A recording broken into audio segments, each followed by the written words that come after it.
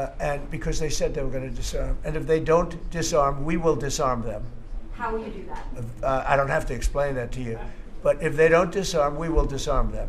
They know I'm not playing games.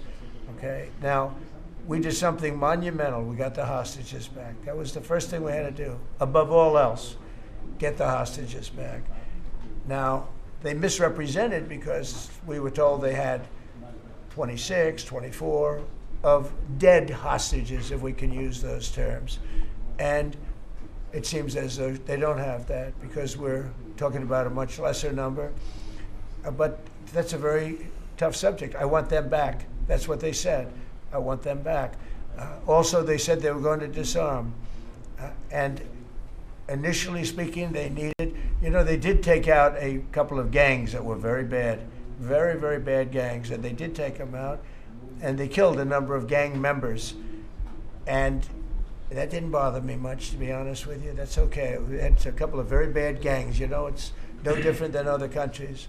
Like Venezuela sent their gangs into us, and we took care of those gangs. We have Washington, D.C. is one of the safest cities in the country. It was one of the worst cities in the country if you go back just a little while ago, right? Now it's safe. You can walk to work. Isn't it nice?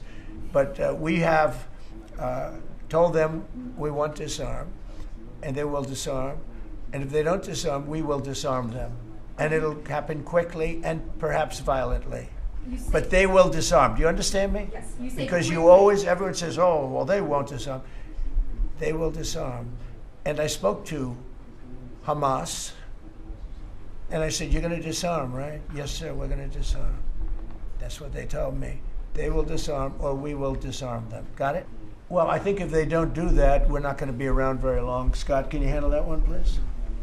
Thank you very much. It's a great question. It's a little like New York. You're reading in Argentina about New York. We have a problem. We have a communist who's 33 years old, doesn't know a damn thing. Practically, he's never worked a day in his life.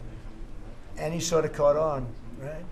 And I'm not going to send a lot of money to New York. I don't have to. The money comes all through the White House. And if they're going to be sending us stupid policies, communist policies, which is proven for thousands of years doesn't work. We don't have to prove it again.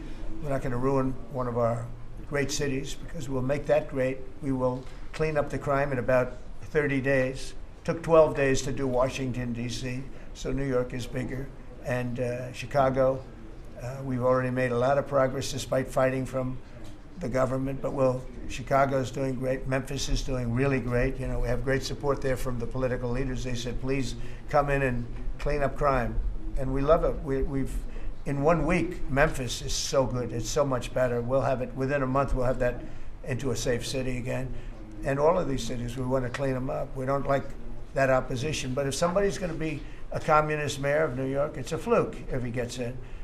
There are a lot of failed people that he's running against. We have inferior candidates or something, and because it's impossible to think that New York City can have a communist mayor. He's a communist. He's not a socialist, by the way. There's a big difference. He's a communist. He's down and dirty.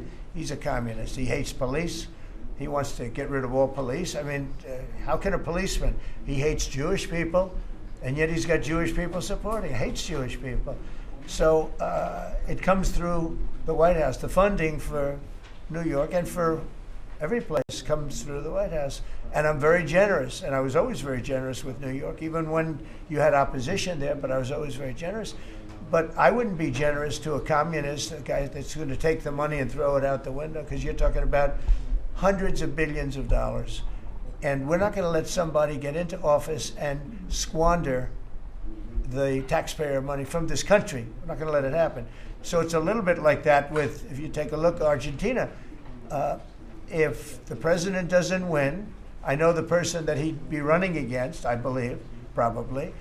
We probably have the person. The person is extremely far left and a philosophy that got Argentina into this problem in the first place. So we would not be generous with Argentina if that happened. If he loses, we are not going to be generous with Argentina.